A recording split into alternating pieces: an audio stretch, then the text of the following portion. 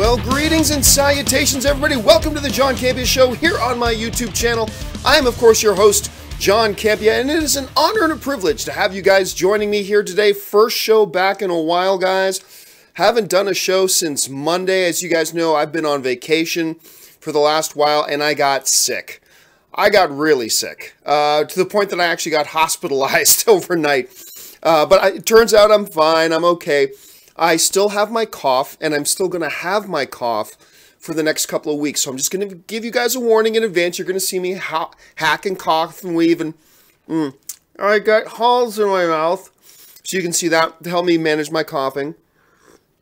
I'm going to be sipping tea to help me manage my coughing. But the important thing is here that we're back. And, you know, I had a great vacation despite the fact that I was sick. I got to visit family, which is always good. I only get to see my family about once a year. So that was the best part. And then we went from Canada to the Boston and Rhode Island area because Anne works there and they needed her in, she works for Hasbro and their head offices are there. So every once in a while they need Anne to come to Hasbro, to their head offices. So we went out there and I took that opportunity, even though I was sick, to go out and visit the Holy of Holies. I went to the Temple of Tom Brady. Anne and I had a chance to go and visit Gillette Stadium. Which for me was amazing. I've been a huge New England Patriot fan for a lot of years, ever since. See, my team used to be the Buffalo Bills, and we'll get to the movie stuff here in a second, but I've been gone for a while. I want to talk with you guys. So my favorite team for a very long time was the Buffalo Bills, because I grew up right close to the Buffalo Bills. Hamilton and Buffalo are just like a stone throws away from each other. But then Buffalo played the New York Giants in the Super Bowl under a little coach by the name of Bill Parcells. And the Giants beat the Bills. And I became a big fan of Coach Parcells at that point. I'm a weird guy. I kind of follow coaches almost more than I follow players. Anyway, so I became a fan of Coach Parcells. And then Coach Parcells eventually ended up at the New England Patriots, at which point I started following them. Buffalo was still my favorite team until Buffalo Bills really pissed me off as a fan because they screwed over Doug Flutie. For those of you guys who are Buffalo Bills fans, you know exactly what I'm talking about. They screwed over Doug Flutie. Buffalo Bills were no longer my team after that. I still follow them. I still cheer for them when I see them. But after that, the Pats kind of became my team that I followed and cheered for more than anybody else. And it's awesome to see the success they're having. Big playoff game today. They should beat the Titans. But I'm going to tell you right now, even if they get by the Titans, which I expect they will, I don't think they beat Pittsburgh. I don't think they beat the Steelers. I think the Steelers are just, they've got that look in their eye, man. I think this is the Steelers' year. Anyway, with all that out of the way, let's get into the show today. Today's show is going to go like this. I have picked out 5 topics from questions and topics that you guys have emailed into me. Now, how do you send in an email or a topic? It's simple. Just email me anytime at john@thejohncampeashow.com. That's john@thejohncampeashow.com. And make sure you put that word topic in the subject line or else I'm not going to see it. Also, guys, as always, keep those emails as short as possible. 90 words is the absolute maximum, but the shorter the better. Because I don't have a time to read really long emails, and even if I wanted to use them, I just wouldn't be able to fit them on the screen. Now, after we get through those topics, I'm going to take a short commercial break, and then we're going to come back and take your live questions. How do you get a live question on the show? The best way to do it, the way that guarantees you get your question asked, is to use the Super Chat. Now, on Monday, 5 days ago, I did my last show. That's when I realized I was just too sick to do the show anymore. And there were a bunch of Super Chats that came in that I didn't get a chance to answer because I was just getting too sick. I couldn't finish the show. I have kept those questions, and I am going to answer those Super Chat questions that got asked on Monday in a separate video later today. So if you are somebody who sent in a Super Chat on last Monday's show that didn't get answered, don't worry, I did not throw those questions away. I promised you I would get to those questions, and I will. Those will be on a video that comes up a little bit later today. Okay, with all of that out of the way, let's jump in to the first topic today. And the first official topic today comes to us from one of my Patreon supporters, KB, who writes, considering the Me Too movement coupled with Natalie Portman's all-male director's comment at the Golden Globes, do you think the Academy will feel compelled to nominate a female director this year to avoid an Oscar so male campaign? Is there a female director that has a shot based on these circumstances? Patty Jenkins, perhaps?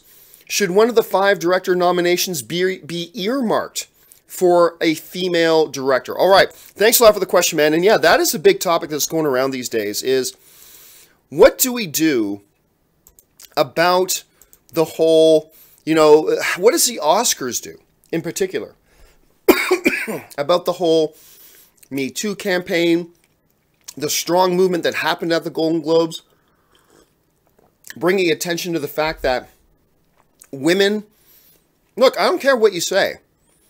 The should and shouldn't, those are different debates we can have. But you'd have to be pretty dumb not to recognize that traditionally in Hollywood, women have not been treated equally as men. I think we can all at least agree on that. How equal they should be treated, all that kind of stuff. If you want to debate that, that's fine. But I think at least on its surface, we can all agree that traditionally speaking, women, particularly in the field of directors, have not been treated equally. They don't get paid equally. They don't get the same number of opportunities that, say, their male counterparts do. And I don't think that's something you can deny. I think that's just a blatant fact. So the question becomes, what does or should the Academy Awards do about that, particularly this year? Coming off this huge demonstration that we had at the Golden Globes. The question is, should at least one of the best director spots be reserved for a female director? Now, you guys know that I'm on the bandwagon. I am. Of women need to be treated more equally in Hollywood. You guys know I have been screaming bloody murder for years that more female directors need the opportunity to direct more bigger project, bigger profile films. I've been saying that forever. You guys know this. You guys remember me talking about Patty Jenkins in the sense that, look, the last film Patty Jenkins directed, Monster, the biggest, most important job of a director is getting the best performance out of their actor that they can. Patty Jenkins directed a little performance in that movie that ended up winning Best Actress at the Academy Awards. And I have said for a long time, if Patty Jenkins was a man, if she was a dude, if Patty Jenkins had a dick, all right, she would have had 5, 6, or 7 other major projects and other major films to direct between when Monster came out and when Wonder Woman came out. But she didn't. She got offered like 1 or 2 things that didn't really work for her and all that kind of stuff. She did not get the same opportunities. Had a male director directed Charlize Theron to winning an Academy Award, that male director would have gotten more opportunities than Patty Jenkins did. And thank God for Patty Jenkins. She came around and almost single-handedly saved the DCEU with what Patty Jenkins did with Wonder Woman. So you guys know all this. That's just my position on it. That's my belief on all that. Now, I'm not saying you guys have to believe the same thing. That's totally cool if you don't. I'm just laying the groundwork to be clear about what it is I think about this whole situation. Now, let's get to the question. Should the Academy Awards set aside at least one of the nomination spots for a female director? Understanding everything I just said about women needing equal opportunity, everything I just said about Patty Jenkins, my answer to the question, should they reserve a nomination spot for a female director? Hell no. No. No, no, no, no, no. Absolutely not. But John, you just said women need to be treated equally, blah, blah, blah. Yes, absolutely. They need to be given more opportunity. They need to be treated more fairly and given equal chances that male directors have, or female or male actors, or whatever. Absolutely. But quotas, particularly in an award system, setting up a quota that says, oh, at least one of the nomination spots has to be for a female director. Number one, That makes an unfair field, because those 5 nominees should go to the 5 most deserving directors, be they male or female. That's who should get the nominations. The directors that most deserve it. Regardless if they have a dick or a vagina, it doesn't matter. The other thing it does, let's say for argument's sake that Patty Jenkins, they reserved 1 spot for a female director and they gave it to Patty Jenkins, which, by the way, it wouldn't go to Patty Jenkins. It would probably go to Greta Gerwig. But anyway, let's say they did. Well, now Patty Jenkins has to walk around with an asterisk beside her name. Academy Award nominee Patty Jenkins with this asterisk. Well, they had to reserve 1 spot. That takes away the credit that Patty Jenkins or Greta Gerwig or whoever would otherwise deserve. But John, you're saying there's a problem in Hollywood. Wouldn't, setting aside some nomination spots for female directors, wouldn't that address it? No, it doesn't. It just makes the problem worse. The real issue, and this is what I said, if you guys have been following me for any period of time, this is exactly what I said about the Oscars So White campaign. The issue is not the Academy Awards setting aside certain nominations for Latino or Black or Asian actors, nor is the answer for the Academy Awards to set aside certain nomination spots for female directors or female producers, whatever. That's not the answer. That doesn't address the problem. The problem with female directors is the same problem that we have with African American representation in our films. The answer doesn't lie at the Oscars.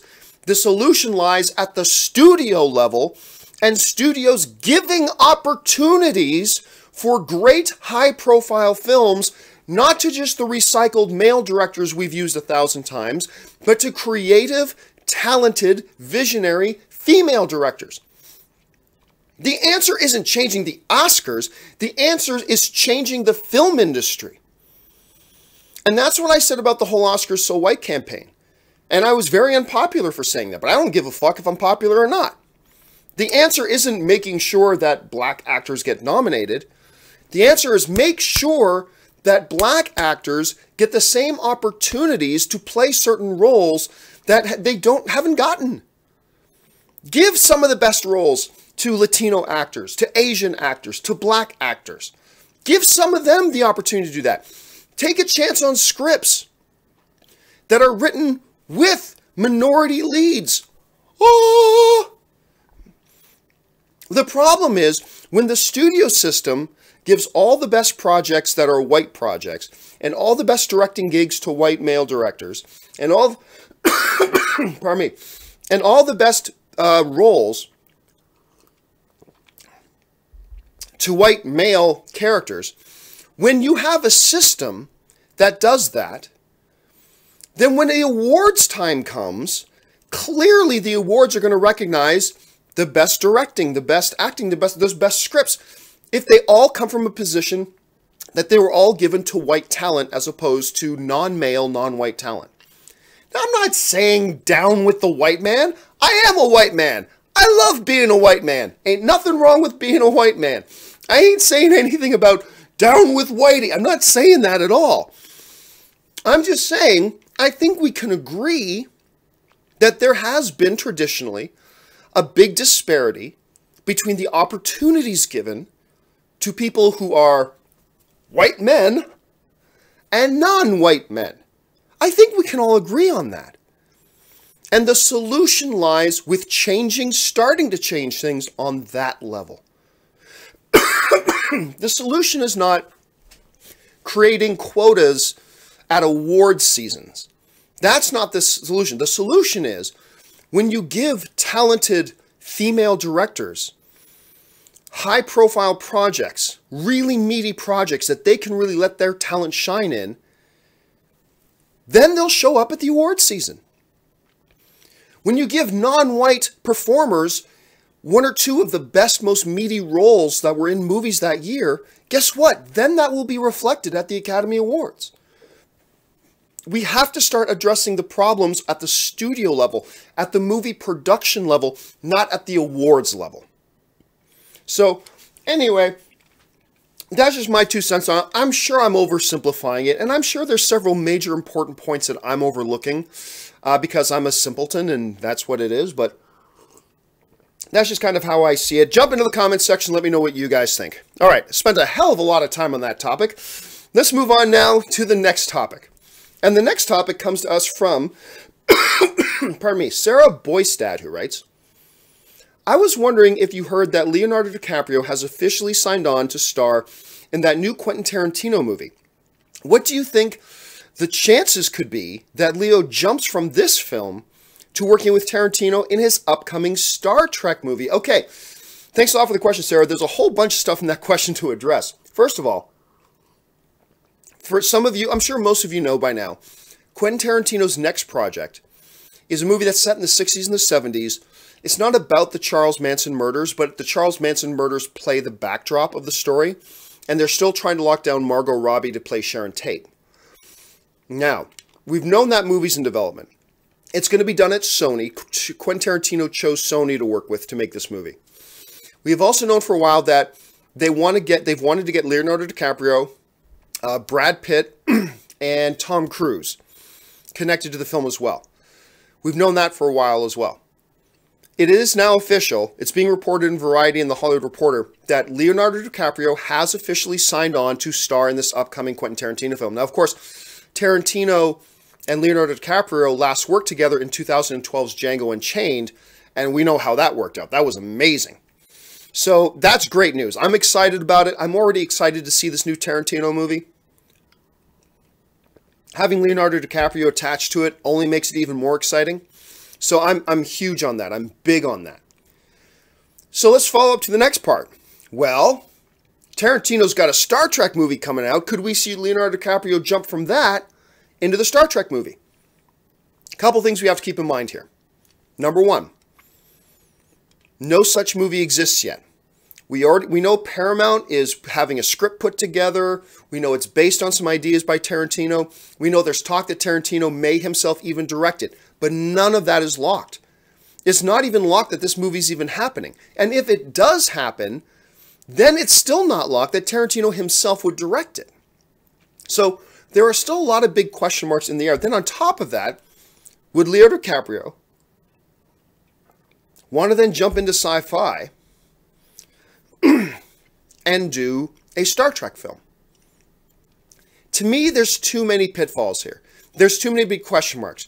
Is the movie even happening? If it does happen, is Tarantino even going to direct it? And if he does even do it, would DiCaprio want to then be involved?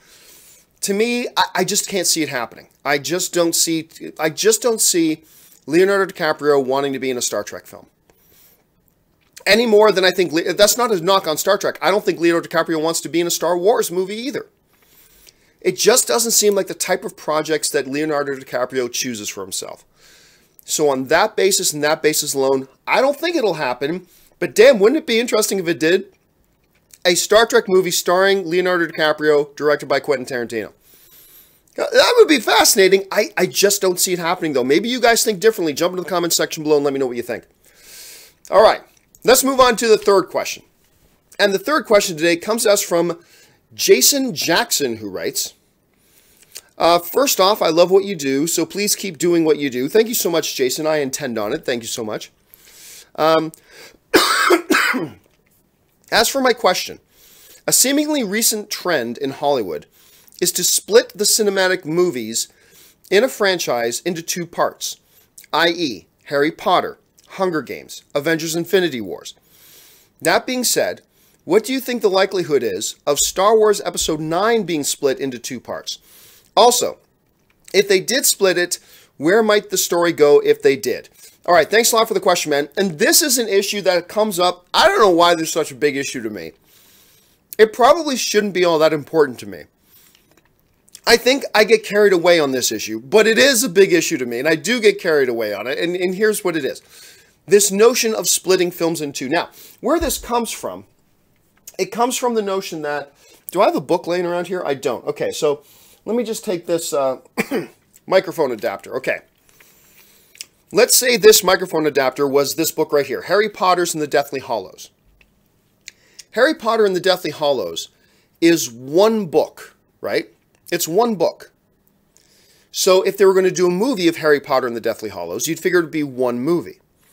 However, being the final film in the franchise, what the producers decided to do was they decided, and the book was very big, they decided there's enough story in here, and we want to stretch out this franchise a little bit more because we're making lots of money on it.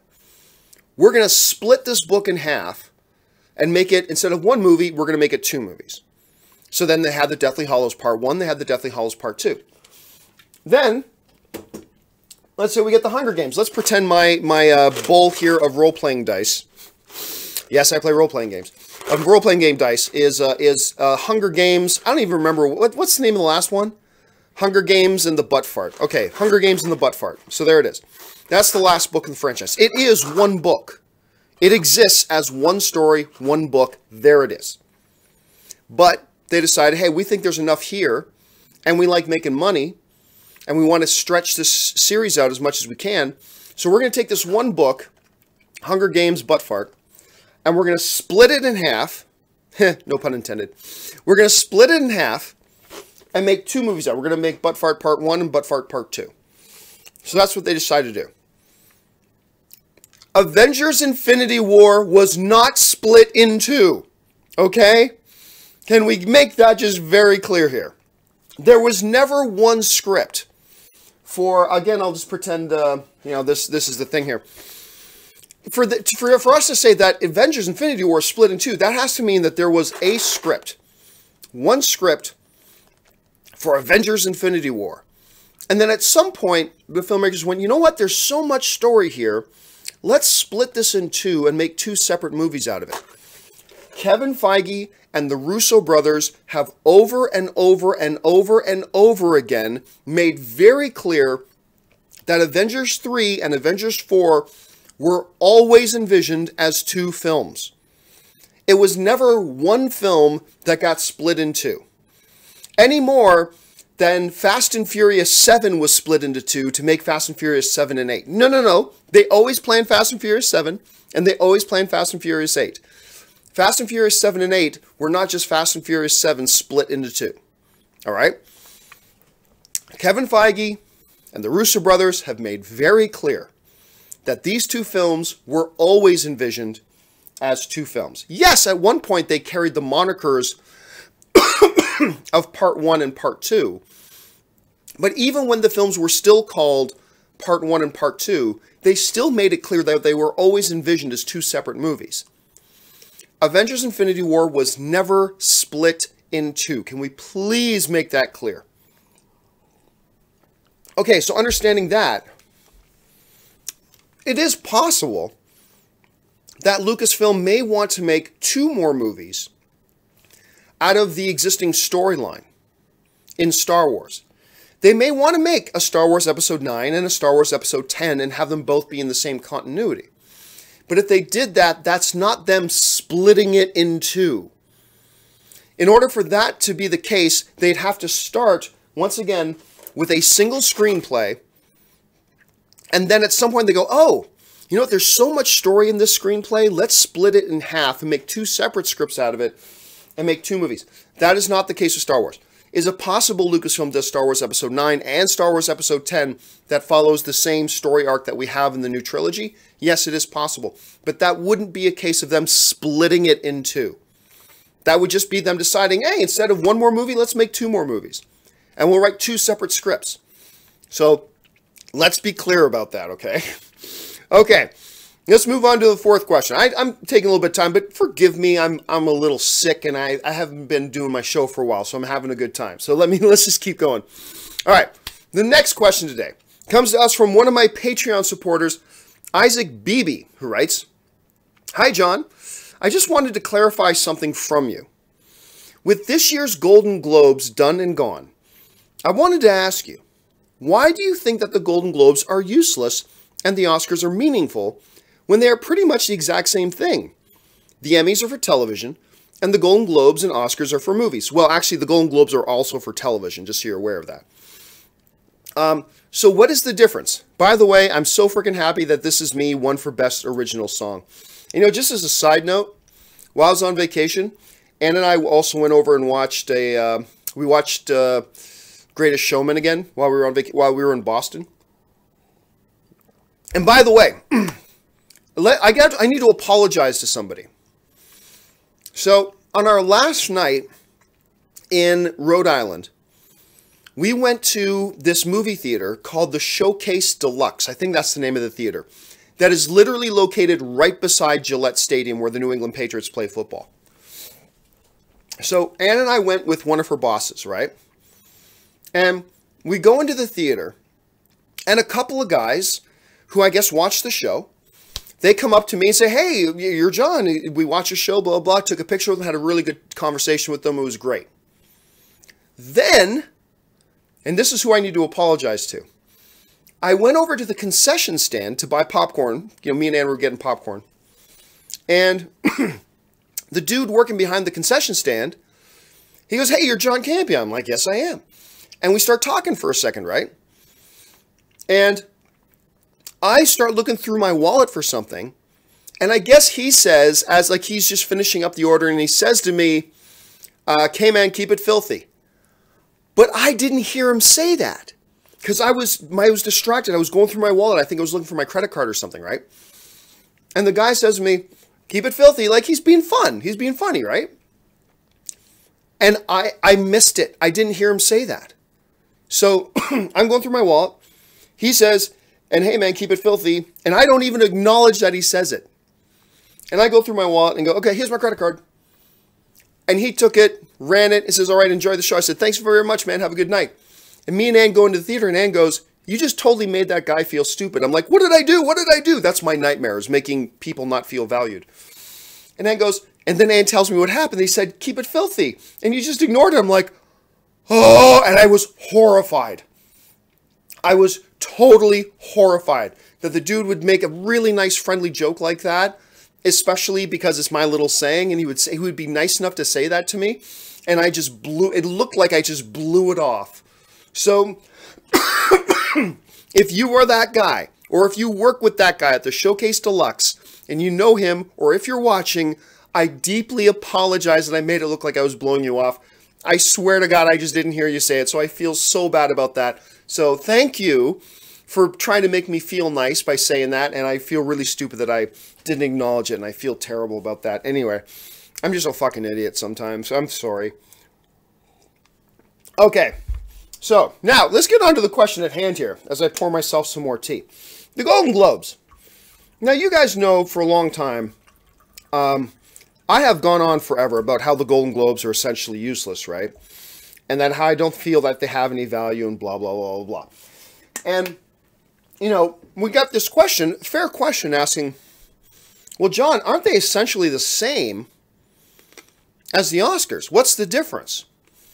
And I don't want to go into it for too long, but to me, the value of the awards is completely connected to who's presenting the awards. So, for instance, you would pay no attention, none, to an awards ceremony that was the Eddie the gas station attendant from 7-Eleven Awards. That's handed out by a guy named Eddie, who's a gas station attendant at the local 7-Eleven. You wouldn't pay any attention to those awards. Maybe it's a beautiful trophy. Maybe Ed from 7-Eleven puts on a great show. But the basis of the fact that it's just coming from Ed at 7-Eleven would mean you wouldn't pay it any attention. Understandably so. Neither would I. Neither would anybody. And that's the key. It's about who gives out the awards. And I've said forever that I think the Golden Globes put on a great show. I think you can make a legitimate argument that as far as how good of a show they put on, the Golden Globes probably put on a better show than the Oscars. Hey, they do. I mean, give credit where it's due. The Golden Globes put on a hell of a show. However, to me, the relevance is all about who's giving out the awards. So I put out this little thing. Here's why I don't give much credit at all to the Golden Globes. The Golden Globes is presented by the Hollywood Foreign Press. Now, they comprise of roughly 70 members. That's how many people are in the Golden Globes committee. Those are how many people are a part of the Hollywood Foreign Press. About 70 members. Now, who are these 70 people? They are made up, this is who's in the Hollywood Foreign Press. Film reporters of foreign outlets who happen to live in Los Angeles. All right? Film reporters of foreign outlets who they themselves live in Los Angeles, even though the outlets they work for are foreign bodies. So, this is funny. I actually qualified once for the Hollywood Foreign Press because the movie blog that was a Canadian-based thing, but I was living in Los Angeles. So technically speaking, I could qualify for the Hollywood Foreign Press. But that's what it is.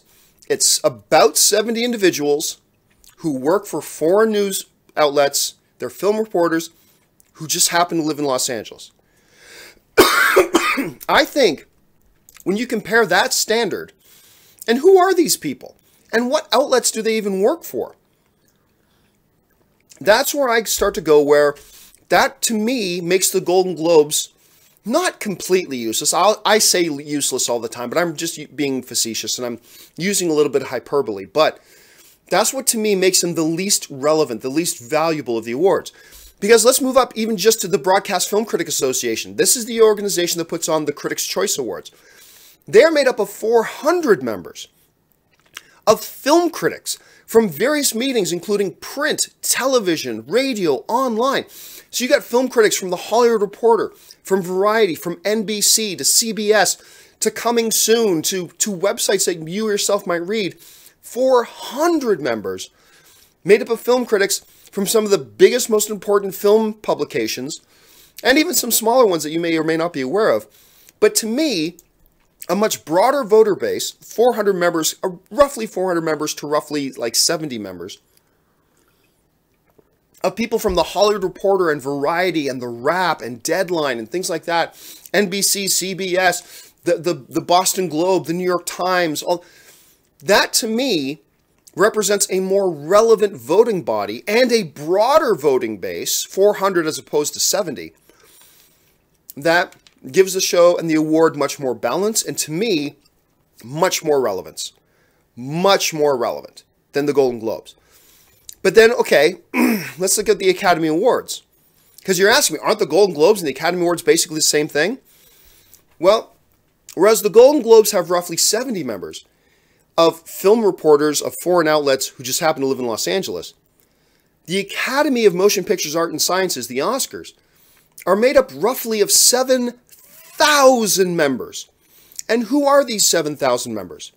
They're film directors, writers, actors, producers, studio executives, cinematographers, journalists as well. Basically, you're looking at a voting base of 7,000 people who, for the most part, are film industry professionals.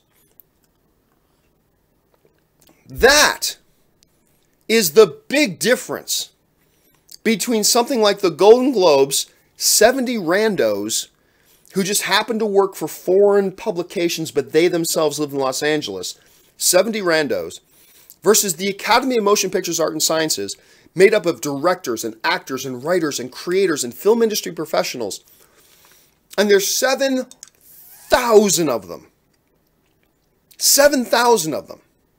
Which, with a voting base that broad, that's why I always laugh when anybody says, oh, the Oscars were fixed. I just laugh at it, because if you understand the numbers, you can't fix it.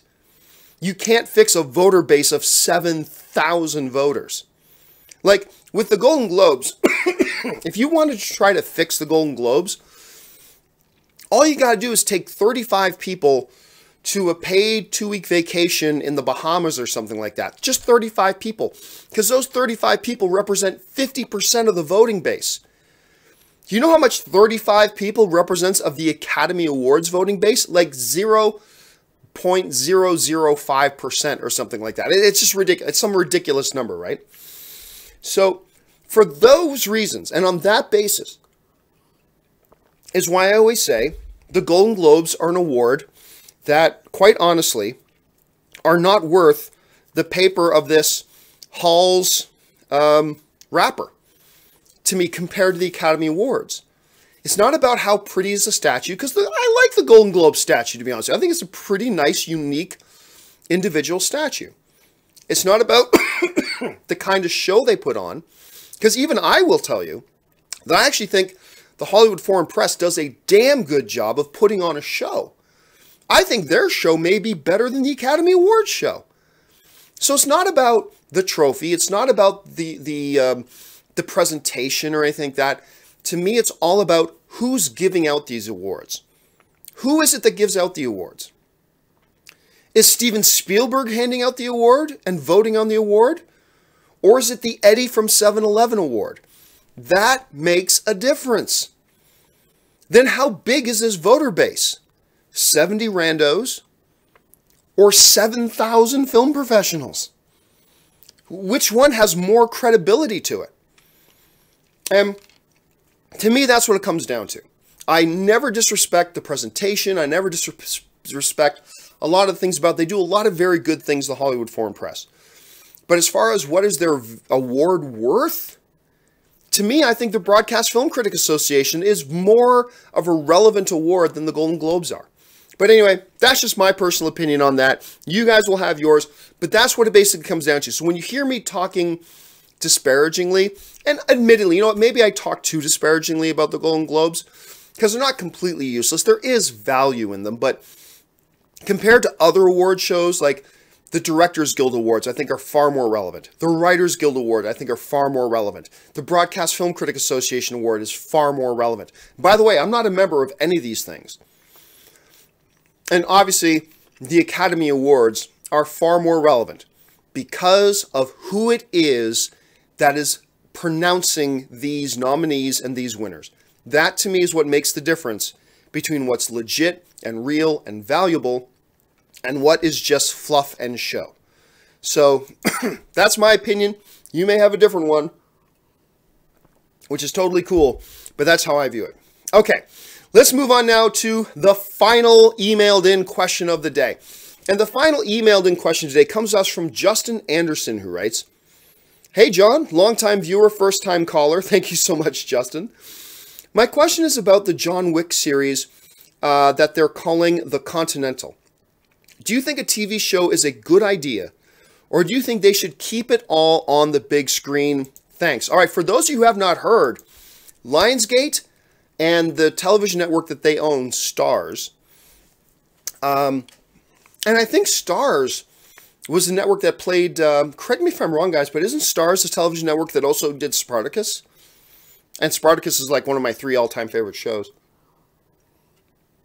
But it was announced yesterday that Lionsgate and Starz are moving forward with a John Wick TV-based series called The Continental that's going to focus around the Continental Hotel, which to me is really exciting because one of the things I've loved most about the whole John Wick mythology is the Continental. The Continental is so cool. And I've always thought there are so many great stories you could tell around the Continental.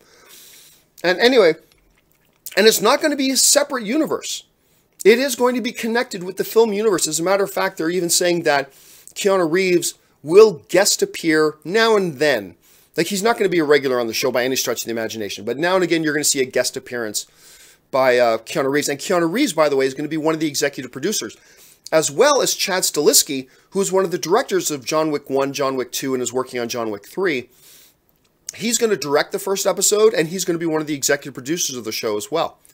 Lots of good news all the way around. So,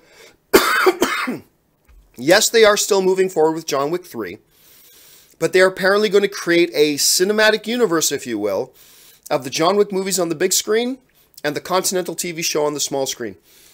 And I'll tell you what, I'm not usually very excited about the idea of sharing a story universe between the big screen and the small screen, but I think this is a unique scenario where it could actually work.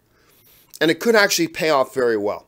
Because you got some very, very different stories you could tell around the Continental and not have to worry about continuity with the John Wick show, even though they will be existing in the same continuity. So I think it could work out very well. I'm excited to see it. I think it could be badass. I think it could be great. I'm glad, but here's the one big question I have. How the hell? Because I've not seen them mention Ian McShane at all. And to me, how do you do a Continental show without Ian McShane? And Ian McShane right now is tied up with another show, American Gods. So, Now, they haven't said that Ian McShane won't be connected to this show, but I will be doubly excited if I find out that Ian McShane is going to be the headliner in this show. If Ian McShane's the headliner on the show, then I am all in. I'm still excited about it if it's not Ian McShane.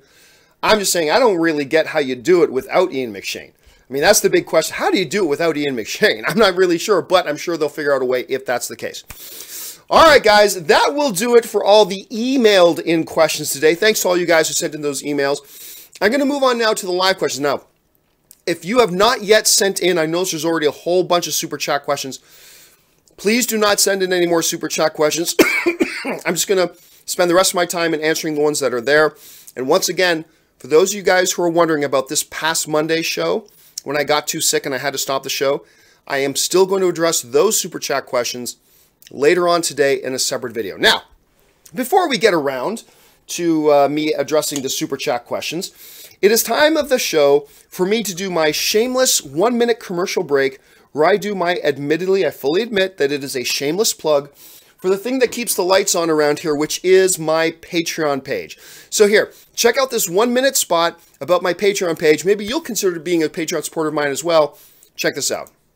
For those of you who have followed me for any period of time, you guys know that I made the decision recently to leave the corporate overlords. I no longer wanted to work for corporations. I wanted to be an independent content creator. And the only way I've been able to do that is by the support of my Patreon supporters. So what I would like to do is to ask you guys who watch my shows, who spend any amount of time with me every single month, to consider going over to www.patreon.com/John Campea.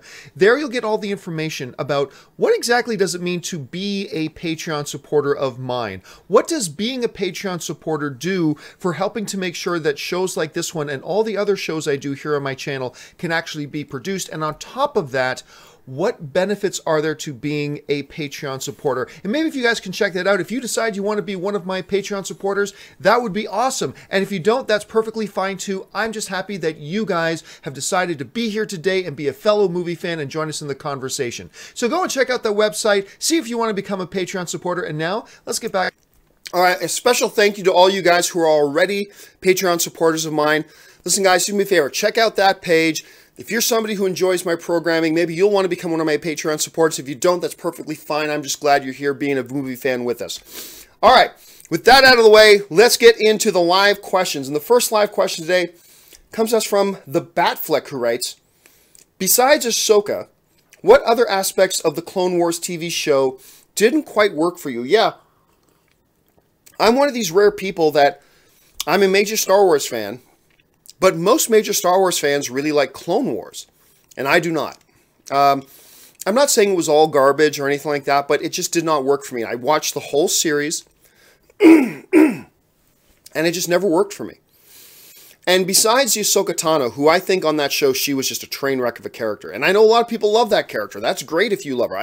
She didn't work for me. She worked for me more in Rebels, which was surprising to me. I thought they redeemed the character quite a bit in Rebels, but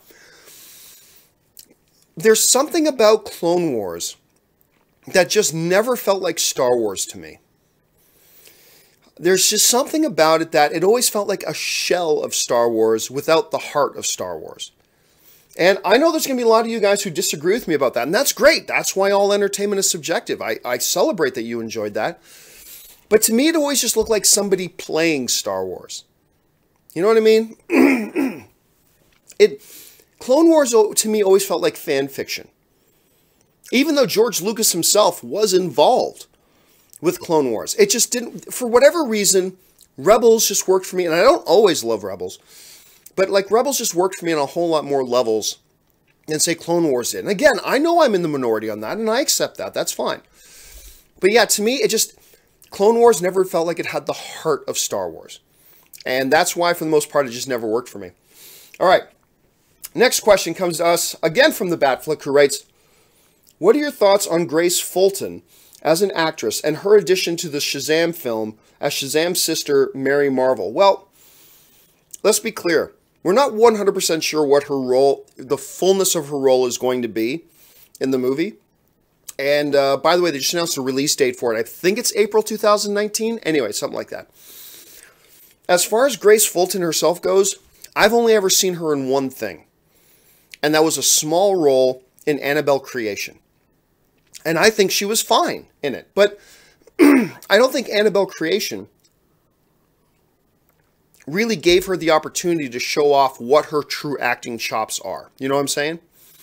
So I really don't have an opinion on her as an actress, because again, I've only seen her in one thing, and that one thing I saw her in didn't really give her an opportunity to show off what she could do.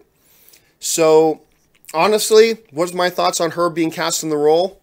Nothing. I have no opinion of it. I'm going to be watching her in this movie with totally fresh eyes, because I have no idea what she's capable of as an actress. Maybe she's the next great thing. Maybe she's terrible. I just haven't been able to see her in enough, because I've only saw her in the one thing, to really give me an opinion. She was totally fine in Annabelle Creation. She played the role perfectly fine. But then again, for all I know, she might be just as talented as Daniel Day-Lewis, but just that the role she had didn't give her an opportunity to show that. Or maybe she's terrible and the role was just an easy role. I mean, I just don't know. So we're going to have to wait and see. So I think the jury's out on that. All right. Next question comes to us from Ben Rayner, who writes, "Hi, John. Hope you're feeling better. I feel, even though I don't sound like it, I feel much better." Thank you. Thanks a lot for asking that, Ben.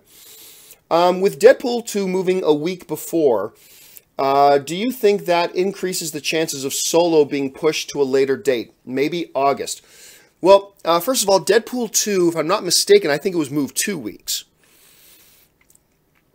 And it moved closer to Solo. This will have no effect on whether or not Solo stays in its May release date or whether it gets pushed to another date. Like, nobody at Disney and Lucasfilm. The one thing about Disney and Lucasfilm, they are not reactive at all. They make their plan and they do their plan, to hell with whatever else is going on. Deadpool being moved a few weeks is in no way, shape, or form going to affect whether they're going to move Solo or not. If they move Solo, it's because they were already planning on moving Solo. If they leave Solo where it is, it's going to be because they always plan on leaving it where it is. Deadpool being moved, which I'm very excited about, because now Deadpool 2 is coming out 2 weeks earlier than we thought. Deadpool moving dates, I believe in no way, shape, or form will have any impact whatsoever on what Disney decides what to do with Solo, because Disney and Marvel are not reactionary. They make their plans and they follow through on their plans. Sometimes they change their plans, but if they change their plans, it's because of their own reasons, not because of what other people do. And I think that's one of the strengths of the company. Sometimes it's good, sometimes it's not so good. That is the way they manage themselves, so I don't think that's going to change. Thanks a lot for the question, Ben. Ben also asked another question, which is a good one. Is Gambit finally dead? Yeah, look. Officially, Gambit isn't dead. They still have a release date. They still have Channing Tatum attached. But for those of you who did not hear, they just lost their third director. Gore Verbinski, who with a lot of fanfare became attached to Gambit, and everybody talked about it. And now just a few months later, poof, he's gone. Now he's gone. Now Gambit is looking for director Numer Foro. Okay, that's who they're looking for now. What language is Numer Foro? I don't know. I made up a new language. There you go. They're looking for another director, the fourth director so far. What a bloody mess. Seriously, this project is turning into a joke. It's on again. It's off again. Channing Tatum starring. No, now Channing Tatum wants too much money. He's gone. Oh, no, wait. Channing Tatum's back. Oh, we lost the director. No problem. We got another one. Oh, he's gone. No problem. We got Gore Verbinski. Oh, no, now he's gone. This is turning into a big joke. I'm at the point where I am 50-50 that this movie ever happens at all. But, let's be clear. Officially speaking, Gambit is not dead. It is still on. They still have their release date. As of right now, Channing Tatum's still attached. So, understanding all that, the movie is still theoretically moving forward. All right. The next one comes to us from the Batflick, who writes, have you had a chance to play/watch the Batman Telltale series seasons? If so, would you consider doing reviews for each season like you did for Injustice 2 and Last of Us?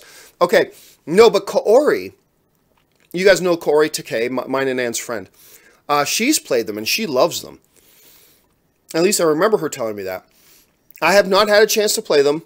I probably won't play them, but you know what? I love the idea of doing a review of the movie, the cutscene movie of those things. So yes, I think there's a pretty good chance I'll do that. Thank you for the suggestion. I think I'm going to put that on my to-do list. Thanks a lot, Batflick. I appreciate that. All right. Next one comes to us from James B., who writes, glad you're feeling better, John. Thank you so much, James. I appreciate that. And I appreciate all the well wishes you guys saved me when I was under the weather. Dwayne Garces de Oliveira writes, Coco was boycotted by Brazilian theater chains due to Disney's request that box office share be increased from 50 to 52. Sad that I had to pirate it. Well, first of all, Dwan, you didn't have to pirate it. You could have waited for the movie to come out on home video. So you did not have to pirate it. That being said, Disney needs to be aware. All movie theater chains, I think, have to be aware that they have to be careful that they don't create environments that make viewers, such as yourself, feel like if I want to watch this content, I don't have any legal option available to me right now, and I don't want to wait for 4 more months. So as a fan who is wanting a legal way to watch this movie just like everybody else in the world, Disney and every studio has to be careful that they don't put fans like yourself in a position where maybe they feel like, hey, if I want to watch this now, I got no choice. I have to pirate it. And that's something these studios need to keep in mind when dealing with their deals with the individual movie theater chains. And believe me, as somebody who worked with AMC theaters, it ain't just Disney. There is a constant struggle going on between the movie studios and the movie theater chains, constantly fighting about how they divvy up that box office dollar. And there are some very good arguments to be made by both sides, but this is a problem that these studios are going to have to figure out a way to address. Because if what happens is you start getting certain movie theater chains that leave certain movie fans in a position that they don't have a legal way to go out and watch the movies, they are going to encourage piracy. And piracy is wrong, and you shouldn't do it. But studios and theater chains are putting fans in a position that they feel like if they want to watch the movie now, they have no legal option. You're not giving them a legal way to watch and consume the movie, so they're going to turn to illegal ways to do it. Studios got to be familiar with that and have to be aware of that. Thanks for bringing that up, Dwan. All right. Devontae Brown writes, thoughts on the James Franco situation and Oscar effect. I don't think there's going to be any Oscar effect. As far as the James Franco situation, look, it's my thoughts on it are the same as everybody's. If it's true, if some of these allegations are true, that's horrible. If they're not true, then I feel terrible for James Franco that he's being in this situation. As of right now, my just as the same as my thoughts would be on any situation. I know not enough about the scenario to have a legitimate opinion. I'm not going to sit here and say James Franco's guilty. I'm not going to sit here and say James Franco's not. I simply don't know enough about the situation to offer an intelligent opinion on it. So I will simply say that my opinion is probably the same as that as most of you. If it's true, that's horrible. To hell with James Franco. If it's not true, that's terrible. I feel bad for James Franco. But I don't know enough about the scenario to be able to offer an honest opinion on it. So I'm not going to say anything good or bad. I'm just saying that I'm watching the situation. I haven't read into it deeply. I'm just going to see how this turns out like most of you guys are. Toonie2 writes, it's great to have you back. Thank you so much. Heard of He-Man movie starting filming in April? It's fake news, I think. To be honest with you, I haven't heard that. Good or bad, I haven't heard it's fake. I haven't heard it's not. I just haven't heard that. You saying that the movie starts shooting in April is the first I've heard of it. So maybe on tomorrow's show, this question will come up again, and maybe by then I'll have had a chance to read something about it. But as of right now, I don't know anything about it. It's supposed to come out December of 2019. Right now, I believe that's when a He-Man Masters of the Universe movie is supposed to come out in December 2019. But I doubt it's going to happen. I just doubt it. It'll be great if it does. They're saying they're going to do it. I'm just saying I have my doubts about it, so let's see what happens. All right. John Hine writes, do you think that Tom Brady had Jimmy Garoppolo pushed out of New England? No, I don't. I don't believe that at all. Tom Brady is the most secure quarterback in the NFL. Tom Brady could have Aaron Rodgers as his backup quarterback, and Tom Brady would never have to worry about losing his job because he's Tom Brady. So I don't believe at all those rumors that he had Jimmy Garoppolo pushed out. I don't believe that for a second. Ben Rayner writes, do you think Three Billboards has a decent shot at Best Picture? I think it has a shot. I'm telling you, man, I freaking love Three Billboards Outside of Ebbing, Missouri. If you guys saw my review for it, I'm in love with this movie. The story is beautiful. The human dynamics in it are incredible. It's a movie about pain and anger, and how when we as human beings get infested with pain and anger, it turns us into people that we don't recognize. When we are infected with pain and anger, it can make us turn into people we don't want to be. And then we start to spread pain and anger to other people, and then that pain and anger starts to affect them. It's a beautifully told story, marvelous movie. Does it have a legit shot at Best Picture? I'm not so sure, but I will be shocked if Three Billboards is not at least nominated for Best Picture. It is a fabulous film, so make sure you guys check it out if you haven't had a chance to watch it. And some of the best performances of the year. Some of the absolute best performances of the year. Make sure you check that out. Let's see. 65 Drums writes, welcome back. Thank you so much, 65 Drums. I really appreciate that. Anthony R. writes, welcome back. Are you going to continue from the super chats that you left out before you got sick? I think Tuesday was your last show. I've already addressed that. I do plan on doing that. Check for a video a little bit later today. Thank you so much for bringing that up, Anthony. Mason Barr writes, glad you're back. Here's a super chat. Thank you so much, Mason. I appreciate your support. Eric Dirigi writes, John, it's great to see you back. Glad you took care of your health. You definitely show your dedication to your craft. By the way, did you ever look into that Indiana Jones white suit, red flower Easter egg in The Last Jedi? Yeah, you know what? That was a really cool thing. A bunch of people suggested to me, hey, the description that Maz Kanata made of the hacker in The Last Jedi is actually a description of Harrison Ford's Indiana Jones at the beginning of Indiana Jones and the Temple of Doom. And somebody brought that up on a show last week, and I said, you know what? I haven't even thought about that. I don't know if that's true or not. I'll have to look it up. And then like 24 of you guys emailed me and tweeted me pictures of Harrison Ford dressed completely as described as the super hacker in The Last Jedi. Clearly that was an homage. It's too similar to be coincidence.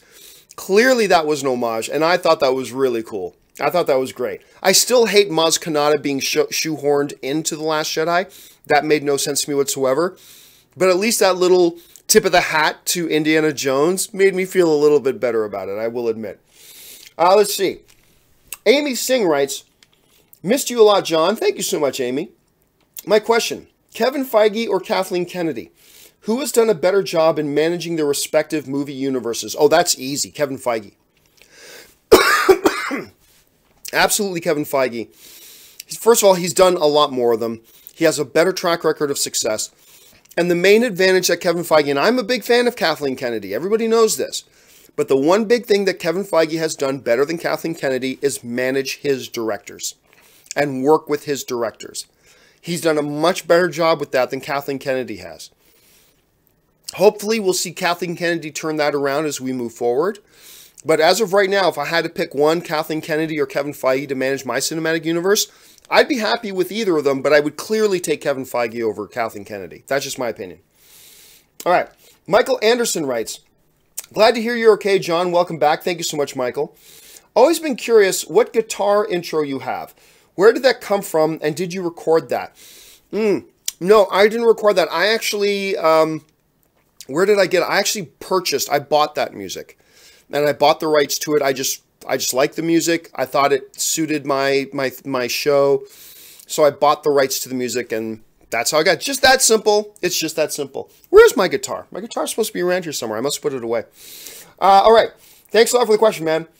Hard-Boiled Entertainment writes, thoughts on Justice League German Blu-ray being 2 hours and 15 minutes.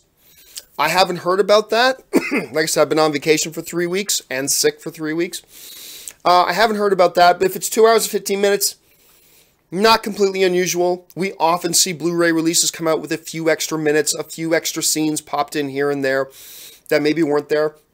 But again, I have no idea if what you're saying is true. I haven't heard about that yet myself. But if it is true, it's really not all that uncommon, so it wouldn't surprise me if that was the case. Let's see. Orange Hand writes, I love, with the great orange hand little icon, that's cool. When someone criticizes a kids movie / show, people often reply, it's for kids, to excuse poor quality. Yes, they do. Don't kids deserve solid writing and good characters too? P.S. We all know this would have been the Packers' year. Oh, no. No, it would not. You know, I'm so tired. My buddy Tommy is a diehard Packers fan. I'm so tired of Packers fans. Every say, oh, this would have been our year if it wasn't for this. This would have been our year if it wasn't for this. No, it's not. It was not the Packers' year. They didn't start strong. Sorry, it was not going to be the Packers' year no matter what. It just wasn't. Anyway, yeah, I often get sick of that. When a bad kids movie gets put out, I hate that excuse people make. Well, it's a kids movie. It was not supposed to be Shakespeare. Kids movies can be made great, too. There's a big difference when you get a piece of crap kids movie versus, say, How to Train Your Dragon. That's a kids movie. Yet somehow they made a great story with great characters, great heart, great emotion, great life lessons, all that kind of stuff. Just because you're a kids movie doesn't mean, oh, well, we can't possibly put a good story in it. We can't possibly have good character development. We can't possibly put real heart and real emotion into it. Yeah, you can. That's why the best kids movies are good movies. Just because your movie's a kid's movie does not excuse your movie from being a piece of crap. And quite often we see that. And I do get so frustrated when I hear fellow film fans go, oh, well, who cares? It's just a kid's movie. You're judging it on... No.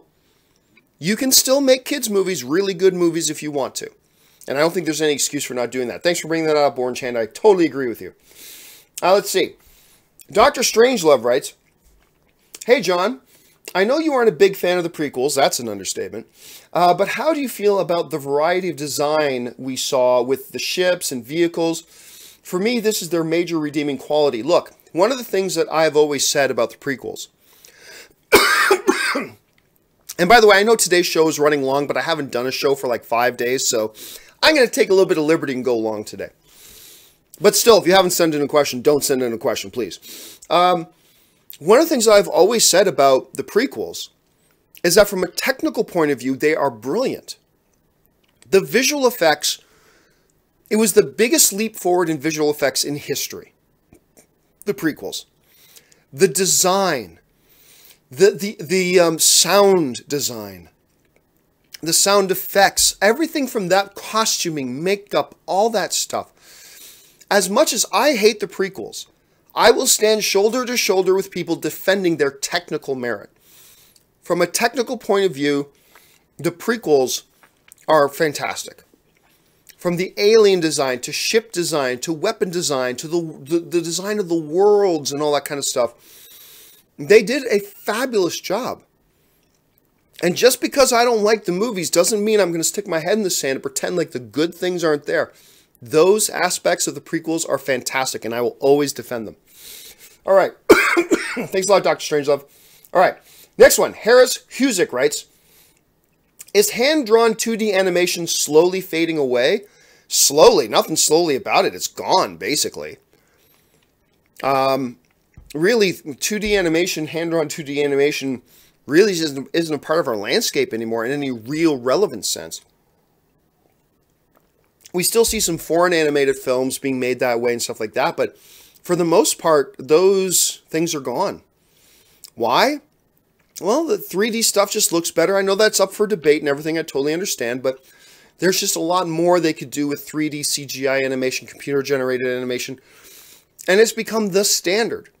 It's what people now look for in their animated movies, to the point that hand-drawn stuff would probably just look wrong to a lot of today's audience. Now, I'm not making an argument about the 2D traditional hand-drawn animation versus modern computer-generated animation. I'm not trying to say that I think one's better than the other, but it is now the standard.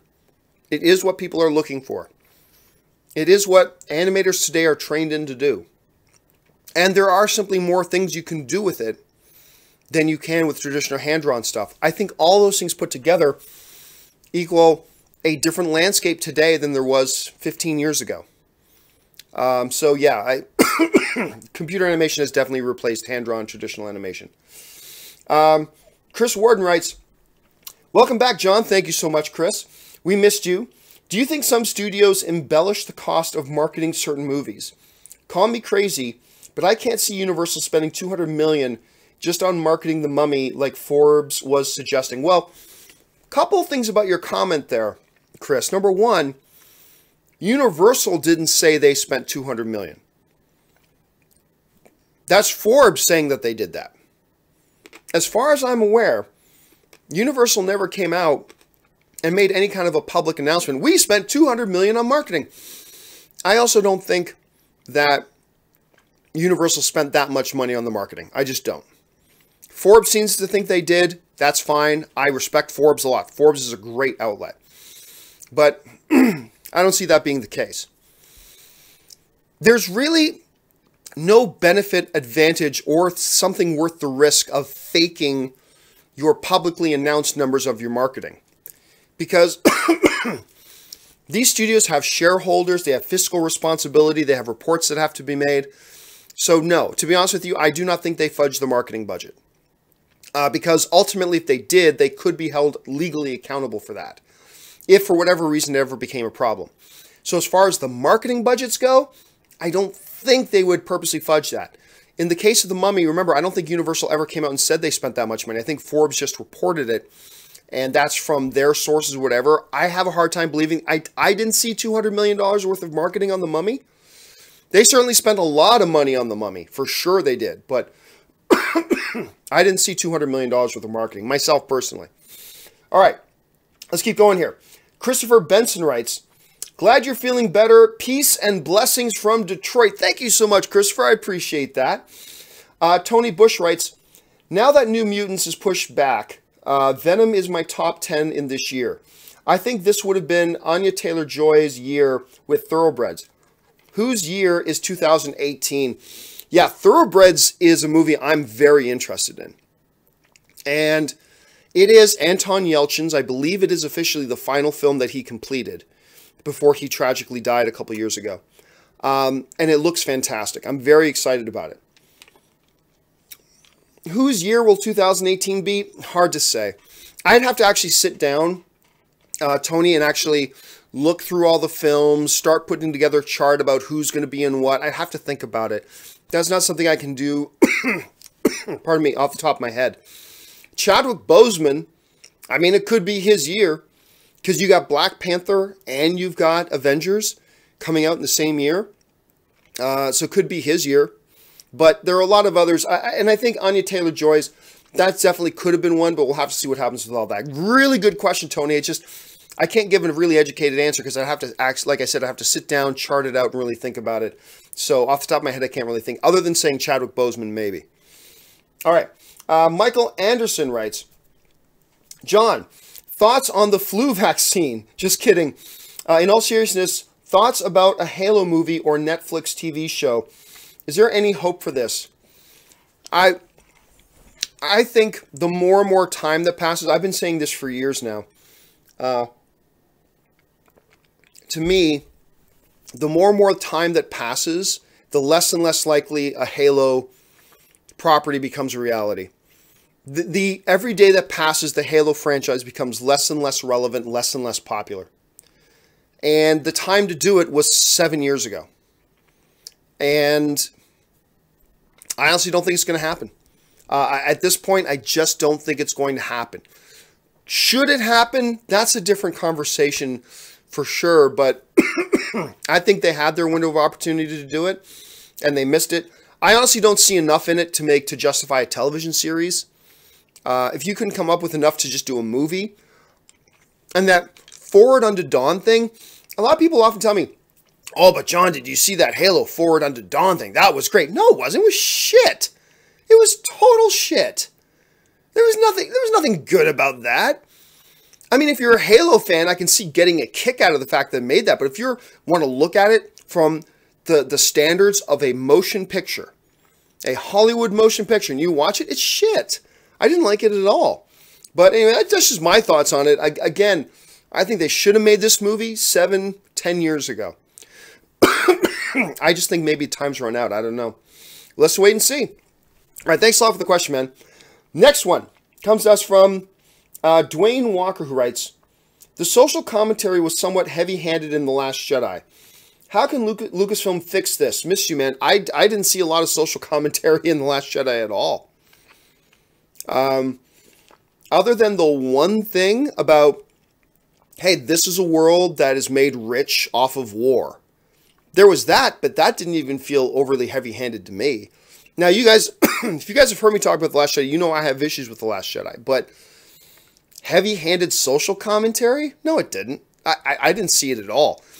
And what was there was infinitely smaller than what most movies do, so I honestly didn't see that at all. Devontae Brown, 10-month delay for New Mutants. Why? Well, they're in the reports, they said why. They said they they wanted to avoid... They've had 3 X-Men movies scheduled to come out in 2018. According to the report, now I don't know how real this is or not, but according to Fox, they wanted to avoid some complications with foreign markets and territories and overlapping their releases. They felt the best thing to do was to take the movie and move it 10 months. That's the official explanation. I got no other explanation other than the official one. Does it hold water? We'll wait and see. Honestly, look, we've got 2 other Fox films, comic book films coming out in 2018, so I'm okay with it. Them not wanting to put out 3 in the same year, I get it. I'm okay with it. Let's see what happens. If the movie ends up being complete crap, then we'll know why they moved it. Reggie Phoenix writes, thoughts on the Manson movie? Well, I mean, it's not really, if you're talking about the Quentin Tarantino movie, it's not really a Manson movie. Sony has been pretty clear about that the movie is not about Charles Manson. And it's not even about Charles Manson murders. Any more than, say, Hitler is what Inglourious Basterds was about. It wasn't. The Charles Manson issue and the killings will be the backdrop of the movie, but they've said over and over again it's not about it. So it's not really a Charles Manson movie. Other than that, hey, it's a Quentin Tarantino film, and it's got Leonardo DiCaprio attached to it now, and may have Margot Robbie attached as Sharon Tate. Sign me up. That sounds good to me. So on that level, that's my thoughts on it. All right. Jerome Lynn writes, happy to see you're feeling better and back. Really appreciate your perspective and insight. Do you see going back to making movies again? It's possible. I've thought about it. And to be honest with you, while I was on vacation, I've given some thought to producing again. And that's all I'm going to say about that right now. Let's just say 1 or 2 interesting looking things came up that have made me consider getting involved, but I haven't made any decisions. Let me just say, I'm thinking about it. I'm thinking about it. All right, thanks a lot for the question, man. Pensive Ruin writes, minorities/women boycott the award shows. Hashtag changed. Again, Pensive Ruin, I'm going to go back to what I said before. The award shows have nothing to do with it.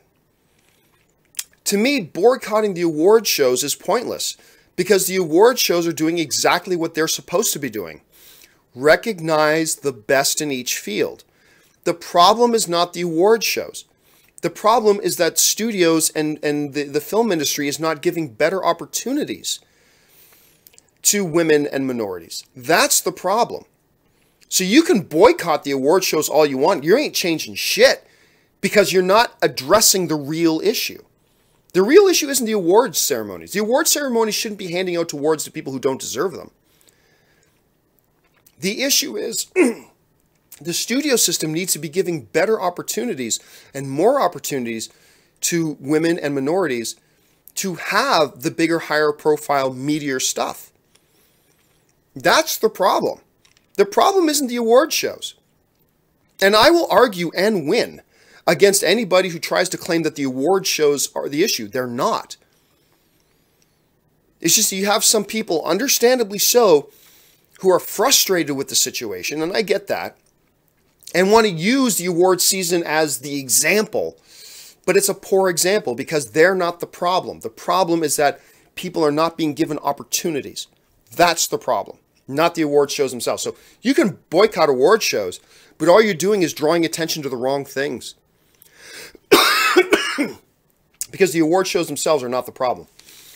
All right, last couple of questions. KW Garrett writes, thoughts on Wahlberg using casting approval for Plumber in his contract to get a $1.5 million salary for Money in the World reshoots. Other cast worked free. I've been on vacation for 3 weeks. I've been in bed for the last week and a half. I haven't really read much about that, KW, so I'm going to have to read into that and see if I can come up and see if I can understand what it is you're talking about. But off the top of my head, now, I know Wahlberg is one of the executive producers of the movie. So I think Wahlberg, now I might be wrong about that. I think he's one of the producers of the movie. If I'm wrong about that, then what I'm about to say is completely irrelevant. But I thought I heard he was a producer on the movie. And if so, then it's not that big. I was stretched thinking that he might some way and somehow have some kind of approval over against who would get certain approvals. So anyway, that's just my thought. All right. Devontae Brown writes, Liam Neeson says there's a bit of a witch hunt with some allegations, but overall the Me Too movement is healthy. Thoughts? Well, yeah, I completely agree. Look, we live in a system. I'm going to tell you a story. I shouldn't tell you this story, but I'm going to tell it. Okay. We live in a system. The reason you hear all these jokes about casting couches is because for far too long, powerful men and sometimes powerful women have used their position of power to sexually manipulate women, aspiring women in the entertainment industry and the music industry and the magazine industry and the farming industry and the trucking industry and in any industry you want to mention, but we're talking about the movie industry specifically right now. But it's happened in every field, all right? For far too long, that has been a reality. I told this story to my bosses at AMC. This is a true story. And it kind of represents how terrible the situation is. I went to New York City once. This is going way back. We were still like in the first couple of years of AMC. And I flew out to New York because we had decided to try having a New York correspondent for AMC Movie News. And I flew out to New York City. And I met some really cool... I had my doubts about doing it, but I met some very cool, really wonderful, fun, funny potential correspondents in New York that I even kept in touch with, talked with on Facebook and things like that I thought were really great. But there was one person I interviewed who, and it was a woman, who basically suggested to me the notion of being open to the idea of trading sexual favors for employment. Now, we can sit there and go, oh, that's terrible that some woman would try to leverage using her sexuality to get a job, blah, blah, blah. But that's the wrong way of looking at it. To me, and I remember I went back and I talked to my boss at AMC about it, because to me, what that horrible thing showed was that clearly this young woman has been put in that situation enough times that she thinks that's how it's done. That there have been enough powerful men or women, there have been enough powerful people in positions of power, and I was not a powerful person, nor was I in a position of power, but that have let her know, hey, if you're going to get the job here, you're going to have to be willing to do certain things, wink, wink, nudge, nudge. So clearly this young woman has been put in that position so many times that she probably just thought, well, that's the norm. That's what you have to do. And that's tragic. The fact that anybody is in a position like that has to stop. Has to stop. And yeah, there are going to be false accusations. There are going to be false allegations that are brought out in any big movement like this. There are certainly going to be a certain percentage of them that aren't true. Sure. But that does not take away from the importance of the ones that are true and of the people who have been victimized. And people, whether they be men or women, made to feel like you only have value here because of your sexuality. That's got to change. And yes, we got to be vigilant. I'm always going to be of the opinion that we need to be innocent until proven guilty sort of thing. But at the same time, this is something that's gone on long enough in every industry, let alone the entertainment industry. And it's got to change. Anyway, thanks a lot for the question, Devante. All right, last few ones I'm going to run through here quick because I've gone really over time. Reggie Phoenix writes, thoughts on the Avengers 4 set photos? Haven't seen them, so I can't comment on them. Hardboiled Entertainment. Quentin split Kill Bill in two. No one complained. Yeah, Kill Bill is a situation where it was all planned as one movie. See, that's a situation. Kill Bill is a situation where it was one movie that the studio said to him, we need to break this into 2 films, we'll get more legs out of it, and we can do more with it. And that was split into. So very good point. A good example brought up there, Hardboiled. Ben Rayner writes, when do Oscar nominations come out? Sometime in this month. I think sometime in the next 2 weeks. I have to look that up. I can't just do a quick Google search. You'll be able to find that, I'm sure. But they come out soon. Daniel Quinta writes, hey, John, that you said that you want to expand, but can't due to lack of resources and manpower. Have you ever thought about hiring interns? No. It's the interns, the laws, especially in California, about interns have become so strict. Like, for instance, you can't have an unpaid intern doing something that you would otherwise normally have a paid position doing it. And it's very clear in the law that the nature of the internship has to clear that it's the whole thing is designed for the intern to benefit, not for the employer to benefit. It's a very, very slippery slope. I have always avoided using interns on that basis because I do not want to get into any legal trouble. So no, I have never considered and probably never will consider using interns. Let's see. Where was it? Ray Stone writes, have you seen the... Same question. Have you seen the Avengers 4 set leaks? Iron Man with blonde hair. What's your take? Do you think he does it in Infinity War? Again, I haven't seen the pictures yet. I've been bedridden most of the past week, so I've not had a chance to see that. Thanks for bringing it up, though, Ray. I will keep my eyes open for it. And once I see them, I'm sure I'll talk about it on tomorrow's show. Dwayne Rocker writes, the best mugs. Oh, you're talking about my mug. My Empire Strikes Back mug. Thank you very much. I believe that was a gift from Anne. I think Anne gave me that as a gift. Let's see. KW Garrett 83 writes, sorry, can't resist. Thoughts on the Gambit news? Well, I talked about it a little bit earlier. I have my doubts that the movie's even going to happen now. Them losing their 3rd director, 4th, it's becoming a circus. It's becoming a gong show. Like every time now I hear Gambit movie news coming out, I just hear the Benny Hill music in the background of my head. Like, that's just what I hear in my head now. So I got my doubts this thing's even going to happen at this point. Devontae Brown. Sorry to say, but your favorite movie was hit to Elijah Dushku saying she was assaulted during True Lies. I don't know anything about that. If Elijah Dushku says she was assaulted during True Lies, and that's true, that's horrible.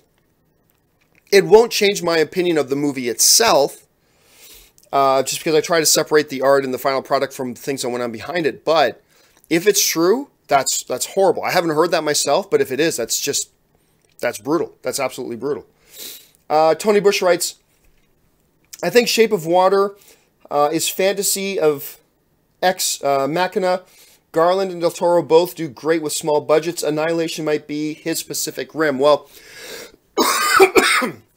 let's not pretend Pacific Rim was a big hit. It wasn't. That movie barely broke even. And again, I want to be excited about Annihilation. I really do, but I've watched the trailers and it's not clicking for me.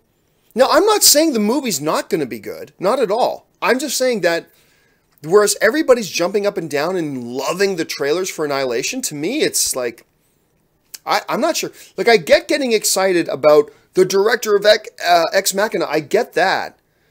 That, I understand being excited about that. But just on its own merit, I have not seen what there is to get all that excited about with Annihilation. So, hopefully the movie will be awesome. I just don't know yet at this point. Dwayne Jackson sends in a super chat. Thank you so much, Dwayne. John Key writes, piracy is a way of preserving art. There are a lot of old TV shows that aren't available anywhere, but pirated copies with infinite reach. Thought, nope, to me that's just an excuse. I'll be honest with you, that is just an excuse. Believe me, there are digital archives of all the other stuff. Saying that it's preserving the art, completely disagree. To me, that's just an excuse. Kevin Bennett writes, welcome back, Slacky. Can I get a 35-cent refund on my Patreon account? A 35-cent refund. I'm not sure how that would work, but I will look into it. Asmir Junkie writes, John, looking for a untrained actor? I'm available. I don't believe I've ever said I'm looking for an actor. I don't know why you think I'd be looking for an actor. For what exactly? I'm not sure. But thank you for letting me know, Asmer. And then finally, Dwayne Jackson sends in a couple more super chats. Thank you so much, guys. All right. I said I would get through all the super chats today, and I did. So it was good to be back, guys. Thank you so much for joining me on this Saturday and being a part of the show with me. Don't forget, guys, do me a favor. If you have not subscribed to my YouTube channel yet, click that subscribe button. Become one of my subscribers. Jump into the comment section below. Leave your thoughts on any or all the topics we discuss here today. Remember, when you're commenting, you're talking with fellow film fans. We may have different points of view, but we're all on the same team. Let's not treat each other as enemies and start degrading the conversation into like the lowest base level stuff when we're doing it. Let's have some good, healthy discussion, debate, but always remember, you're debating with people who are on your team, fellow film fans. Click the thumbs up button. Once again, become one of my Patreon supporters. That will do it for me today, guys. Thank you so much for joining me. My name is John Campea, and until the next video, bye-bye.